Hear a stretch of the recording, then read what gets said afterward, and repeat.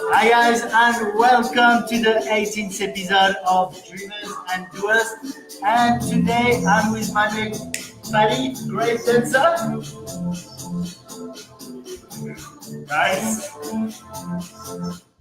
I'll set up the music because we're gonna talk. But hey Paddy, so welcome to the show. Hi mate, how are you? I'm great. So Paddy, we used to live together with my flatmate. And Paddy, I want to thank you because you were one of the first people to try the Unlockt challenge and the Unlockt program. And it was cool to have a friend supporting me at the very beginning. So thanks for that. Well, quite a few people tuning in. Hey Andrew, hey Arthur, hey Mark, hey Andras. Thanks Andras. So yeah, Paddy was my flatmate. He did Unlockt time management. He did the challenge. And then you went to South America 3 months without a phone. So we're going to talk a bit about traveling, especially without technology and connecting more with people, and just the use of technology and social media in general. Maybe a few little stories. Yeah, sure.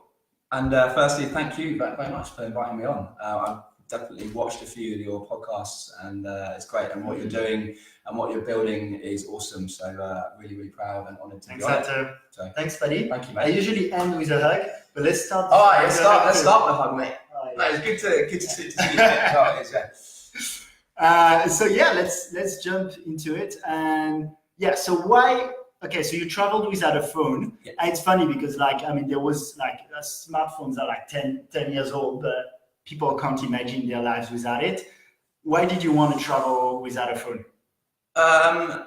Yeah, it's been an interesting one. I think the main reason is that I wanted to challenge myself to see whether I could travel and be less connected. And I suppose it's important to note that I left my mobile phone at home. Mm-hmm. I had an iPod, so I could still listen to music. I still had a camera, but I wanted to get off social media. I wanted to get away and have a complete break and really enjoy and experience the traveling adventure as much as I could. And I thought, rarely do we get the opportunity to completely disconnect and completely switch off. So I thought, I've got 3 months of traveling.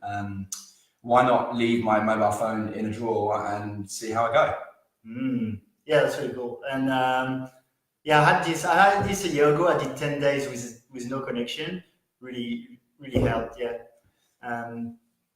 So yeah, tell us a bit about the experiences. Maybe could be interesting to understand. Maybe do you think it facilitated some of the interactions you've had, or did you feel more present? Yeah, definitely. And sorry, I should have mentioned I was writing a blog as well. So I'll put the link. Yeah. So basically, I wanted to obviously still capture the traveling sort of component and the photos and all of that sort of stuff. So by having the blog, it still enabled me and importantly my close family and friends to see where I was and what I was doing. So whilst I was disconnected, I was logging on via computers, internet cafes, etc., and writing on my blog. But I wasn't on social media and was trying actively to be offline. But I was still sort of online via the blog. If that makes sense. But that's not reactive. So that's the difference. Yeah, correct. I'd be uploading it, and then every so often I would check my emails, just in case my family needed to get hold of me, once a week or so. And yeah, mate, it was amazing. South America is a continent that I wanted to travel for a long time, and being out in Australia, I've had a few things going on here, and getting my permanent residency has enabled me to take a bit of time off and go and travel, as many expats do. So yeah, it was a fantastic trip. I mean, to give you a summary of where I went, I started off in Argentina, made my way up to Brazil. So basically Buenos Aires, the standard route from Buenos Aires up to Rio.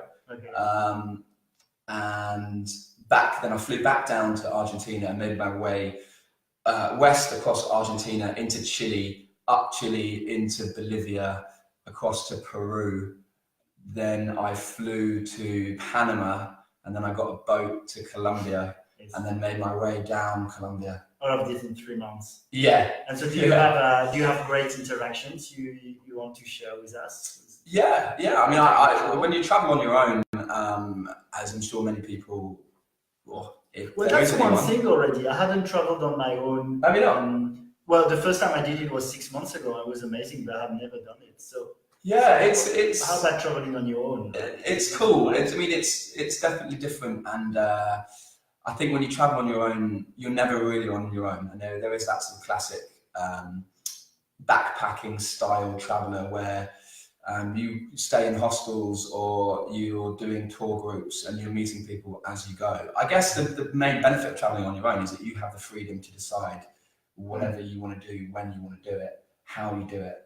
And what kind of people were you connecting to when you were doing other travelers?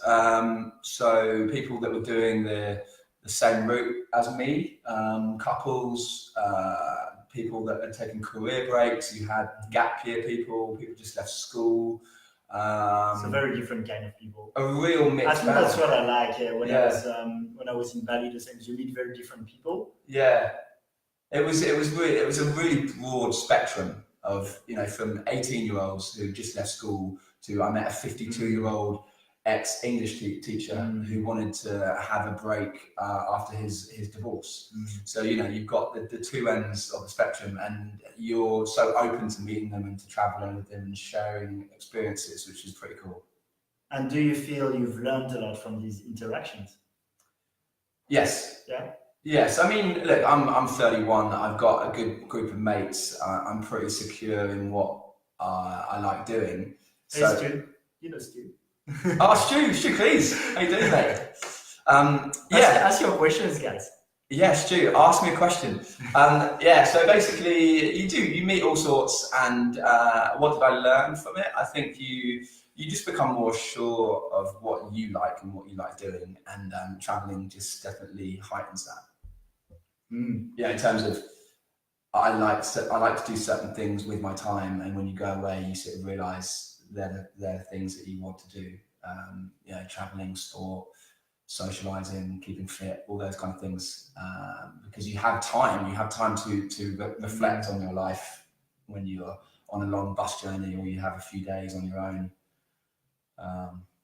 And you told me also earlier you were meeting with a lot of what you could call digital nomad or people. So that was really interesting. That was really interesting, especially for the entrepreneurs out there, to be able to, lots of people traveling and working at the same time. So I met a girl actually in a hostel in Panama who was a marketing manager for a company called Scott's Flights. And they basically do discount flights, and she was running all their marketing, but she was able to travel, and she had been traveling for 2 years, living in different cities and working for this company. So it's really interesting. We don't necessarily have to have a fixed home to live in the world that we do with it being so connected. You can basically pick up your laptop and go wherever you want and work. It's not for everyone, but it's definitely. Would that be for you? I don't know. I think I would still need to have a fixed home. Yeah. Like these guys don't have a home. They're literally traveling around, working and staying in different cities as they go. So it's an interesting way of life, definitely. Yeah, I did one interview with Karen, who's a kind of digital nomad and working from different places, which was quite interesting. I'm going to try that lifestyle pretty soon. But Stu had a question. The most memorable moment. I would have to say, I mean, there were lots of them, but I'd have to say Bolivia. I did the Death Road cycle tour, which is quite famous. Have you heard of it? Is that like tiny road? Yeah, it's basically it's incredible. It's an incredible cycle trip down the mountains in Bolivia, and just stunning scenery, and you're on a bicycle, and you're literally going for about 6 hours downhill on this dirt road around sort of amazing lakes, and just it's really, really cool. A complete escape and a complete adventure, basically, of something completely different as well. And you're keeping fit and you're active and you're going downhill, and it was a beautiful day, and there was a really good group of us, and we stopped for lunch, and I got a definite sort of high and buzz of the adrenaline of you're going pretty fast as well. Okay. And you're herring around these dirt tracks now down the mountains and stuff. Yeah, really, really cool. Get it, yeah. And Stu's on fire. Well, Stu, next time I invite you to the house so you can ask the good questions, because that's a good one. biggest epiphany? Yeah. Um, Ida. Ida. She's back to Sydney. Is she? Yeah. No, I would say there wasn't an epiphany moment. It was there was no probably one point where I was like, bingo, I've got it. I've solved what I was looking for. I think I went away to have adventure and to be connected with whatever I was doing, was being present, was reading, was listening to podcasts. So there wasn't really any particular light bulb type moment. It was just a lot of really cool adventures, I guess. Okay. That's very cool. And so we talked a bit about not having a phone. Did you feel in your travel, what were the pros and the cons of not having a phone? Because you can see it can get tricky sometimes. Like the pro was definitely being less connected and more present. So I think it's quite well known, isn't it, that people are so digitally connected in this day and age, constantly on their Facebook, on Instagram, and that whole the digital attention is so sporadic. And I think just getting away from it and the pros of it enables you to, and I know it sounds a bit hippie, but just being more connected and more present in whatever it is that you're doing. So you're in a bar, you're talking to someone, your phone's not going off, or you're not nipping off to the toilet and scrolling through your Facebook. I can remember you coming to the party here and being a bit annoyed when you saw people on their phone when you were around the table just before you left. Yeah, it bugs me. Yeah. When you're talking to someone and then out of the corner of their eye they're sort of scrolling through their Instagram feed. It's just you're talking to someone, you're having an interaction with them. So I definitely felt I was able to be more present and to really experience whatever it is that I was doing. And we'll go on the tips after. There's a few questions, so we'll ask there. But no, sorry, you asked me about the cons. Oh yeah. The cons were definitely, you'd meet some great people and they'd be like, oh yeah, do you want to go and travel or do this place next? And I'd be like, yeah, great. And they're like, okay, so what's your Facebook or what's your Instagram? And I'd be saying, well, you can email me. And maybe I'll pick up. maybe I'll pick up your email in like a week or so. So there was that being able to connect, and make plans with people that I met en route. It was quite difficult because I wasn't able to. I'd be like, I'll tell you what, I'll meet you under the clock tower tomorrow at lunchtime and hope that they're there. the old style. That's pretty romantic. Under the clock tower, love it. So we go to Ida says hi. Andrew's question: scariest moment. Bolivia again. I arrived in La Paz, which is the capital, at 4 a.m. On an overnight bus from Peru, and because I didn't have a phone, I wasn't really booking in hostels and making plans ahead. I also wanted to do a bit of freestyle travel, basically turn up somewhere, see where I'd end up. Not really a good idea at 4 a.m. in Bolivia, La Paz, which is one of the most dangerous cities in the world. And I arrived at the bus station and I had my backpack and I was walking out and I had the Lonely Planet guide and I was like, right, I need to get to this place. And so I didn't know where I was going, didn't have maps or anything. And I just aimlessly walked into the center of town at 4 a.m. and I basically got lost.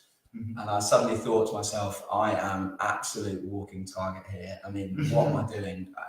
Think, Paddy, you need to plan these things a bit better.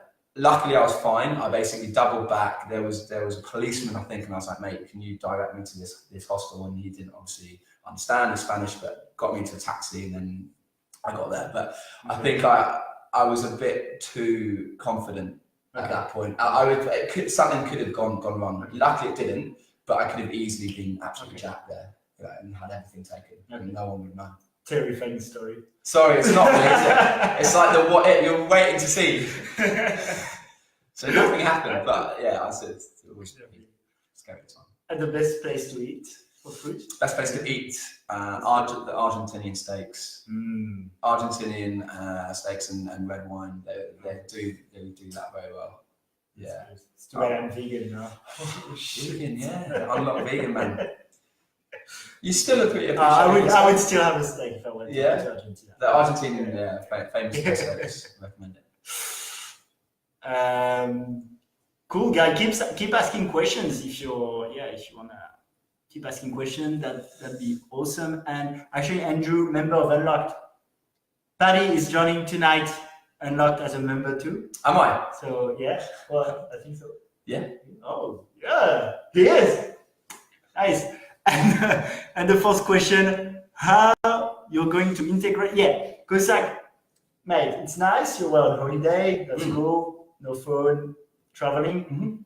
Now you're back to real life. Like, how are you gonna integrate that experience in your everyday life?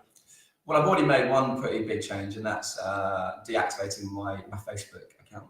So I've come back and I tried to tag you for that live. Yeah. Couldn't work. I got back and I picked up my phone, and before I knew it, I was doing exactly the same as what I previously did. I was scrolling through Facebook and Instagram, etc. So I deactivated it. So to see how that goes, and you realise that you don't need to have 1,000,001 friends, and you don't need to be following 1,000,001 people. It's the people that are close to you that I want to catch up with and connect with. So we'll see how that goes. Deactivating a Facebook account isn't deleting it, so I can still go back on, but I'm giving it a go and see how that works.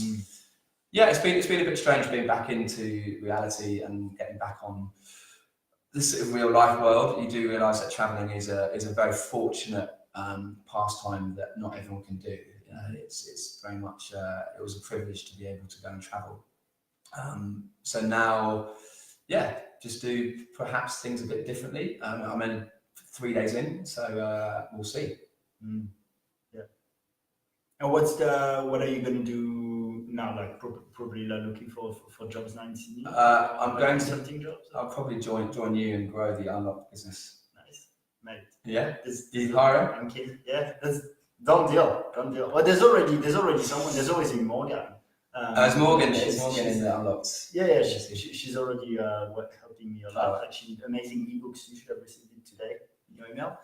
And I don't know, mate. I've got a few options. It was a joke. Oh, right. Okay.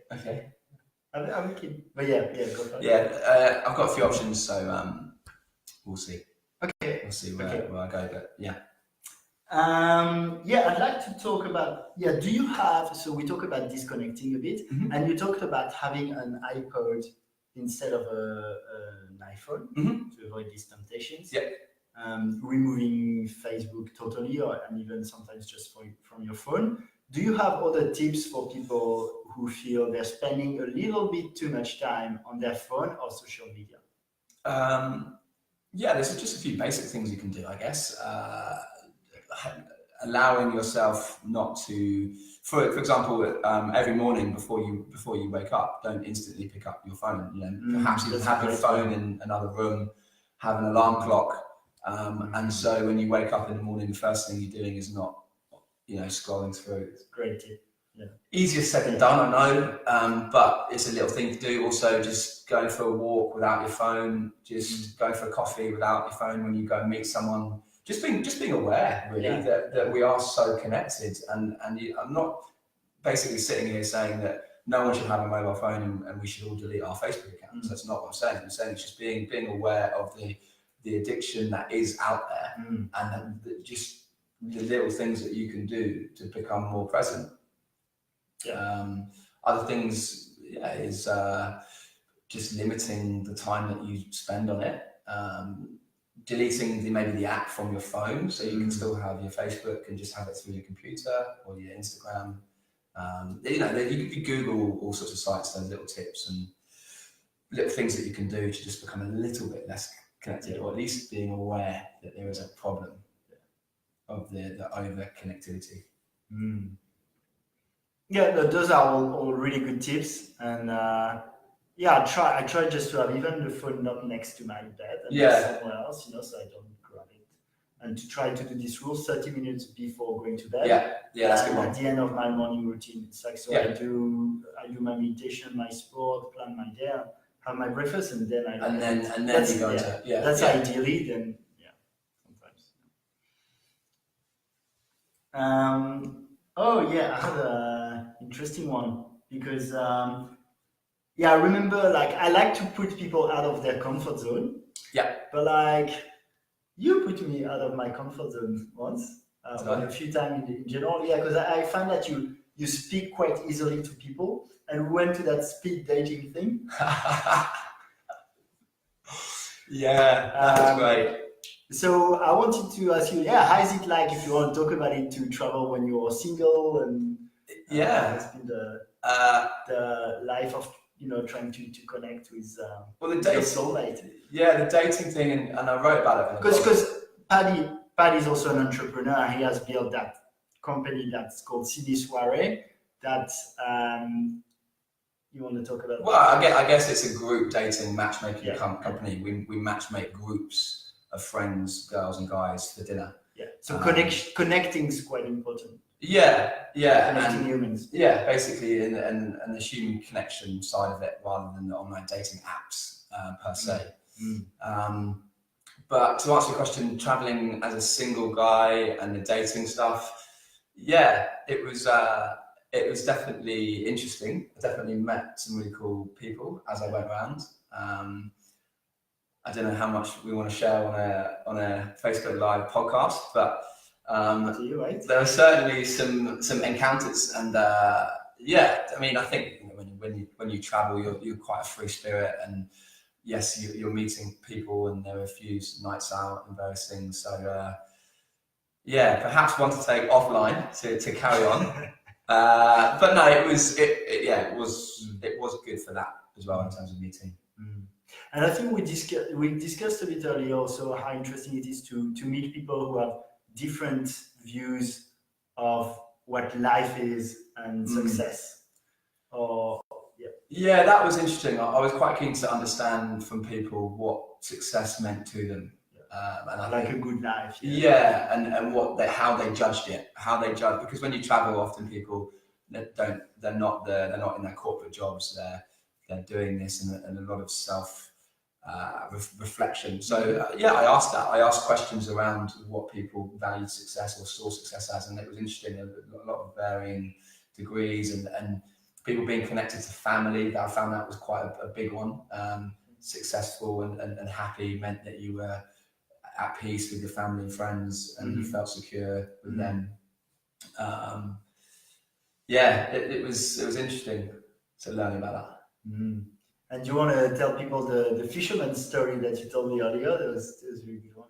Yeah, so this was I listened to Tim Ferriss a lot, and I know that you're a big fan of Tim Ferriss and some of those great podcasts that he does. And I think he referenced it. It wasn't like he told the big story, but it made me think, and that was the fisherman story of American goes to a little town, I think it's Mexico or somewhere, and he sees this fisherman, and the fisherman is hauling in a big load of fish, and the American businessman goes, hang on a minute, if this guy does more boats and more nets, he can make more money. So he goes up to the fisherman and says, look, have you thought about expanding your boat and getting a fleet of them and more nets and more fish? And the fisherman goes, well, why do I do that? I've got a good life now.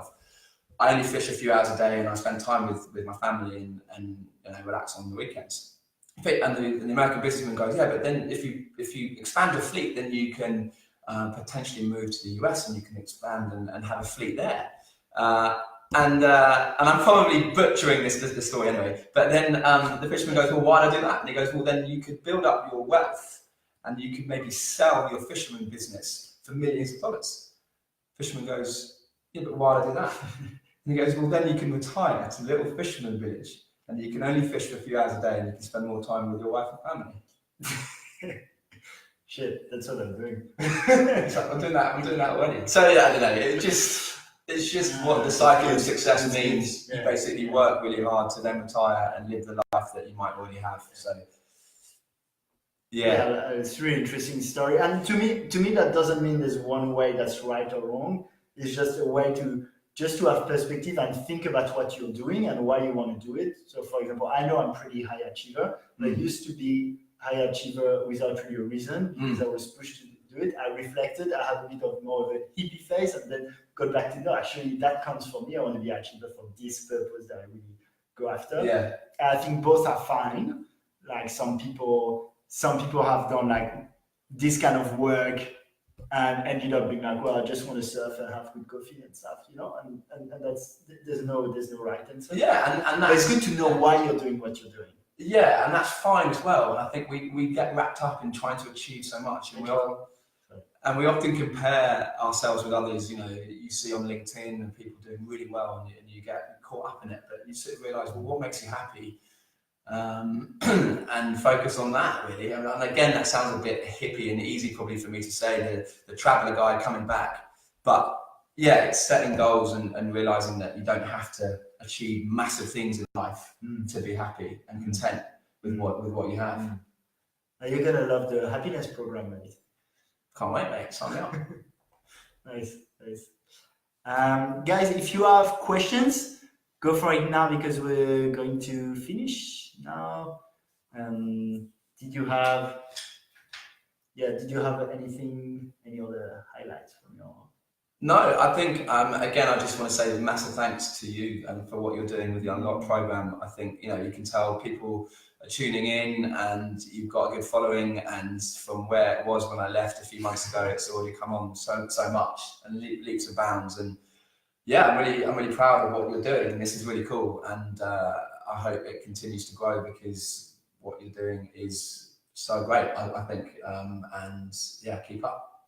Thanks, Paddy. Yeah, it's really cool. And before I go to the hug and music session, yeah, I want to say that you've been quite inspiring to me too, in the way you're very positive and helping people. You've done it with me, but with a lot of people also.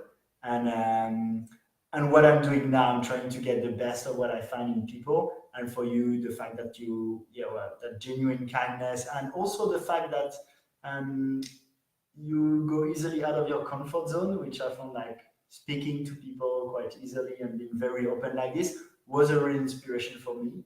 So cool, man. You shaped the brand quite a bit too. Good, Thanks man. for that. So are we hugging now? There we go. Cheers, mate. Thanks, guys. Oh, Grant. Hey. Come to One Wave tomorrow. One Wave tomorrow morning. Tomorrow morning. Yeah. Cool. Hey, Grant. Yeah, we'll see you at One Wave. Ida might be there too, and Stu. Yeah, cool. Come. Yeah. So, thanks, guys, for following the podcast. It's time to finish. We're stoked to have Paddy. Thanks, Paddy. Cheers, mate. And we're gonna end the live now. One Wave. See you tomorrow.